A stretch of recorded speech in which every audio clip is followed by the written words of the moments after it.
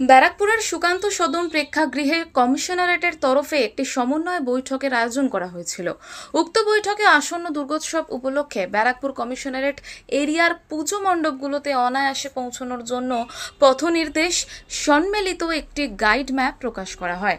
উক্ত বৈঠকে হাজির ছিলেন দমদম লোকসভা কেন্দ্রের সাংসদ সৌগত রায়, পানিহাটির বিধায়ক নির্মল ঘোষ, জেলাশাসক শরৎ কুমার দ্বিবেদী, মহকুমা শাসক Sourav Barik, police commissioner Alok Rajuria, DC headquarter Atul Viswanathan, Kamarhati, Barrackpore ও কাঁচরাপাড়া পুরসভার পুরপ্রধান যথাক্রমে উত্তম দাস, গোপাল সাহা ও কমল অধিকারী সহ পুলিশ কমিশনারেটের উচ্চপদস্থ আধিকারিকরা।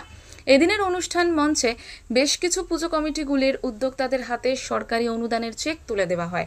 পাশাপাশি গত দুর্গাপুজোয় যে সমস্ত যুবকরা পুজোর 5 দিন রাস্তায় দাঁড়িয়ে যান নিয়ন্ত্রণে প্রশাসনকে সহায়তা করেছেন, এদিন তাদের হাতে শংসাপত্র তুলে দেওয়া হয়। এদিনের অনুষ্ঠান শেষে নগরপাল অলোক রাজুরিয়া জানান, এবার পুজোর দিনগুলোতে মণ্ডপে এবং রাস্তায় মহিলাদের নিরাপত্তায় বিশেষ নজরদারির ব্যবস্থা করা হয়েছে। আমি এটা আশ্বস্ত করতে চাই, আমরা নারী সুরক্ষা, তাছাড়া মানুষ যারা যাচ্ছে তাদের সঙ্গে কোনো ক্রাইম না হয় তার জন্য আমরা আমাদের যথাযথ অ্যারেঞ্জমেন্ট রেখেছি। আর আপনাদের মাধ্যমে মানুষদেরকে বলবো যে যদি কোনো অসুবিধা হয় তো 112 ওনারা করবেন, ওনারা পরিষেবা যত তাড়াতাড়ি সম্ভব হয় ওনারা পাবেন।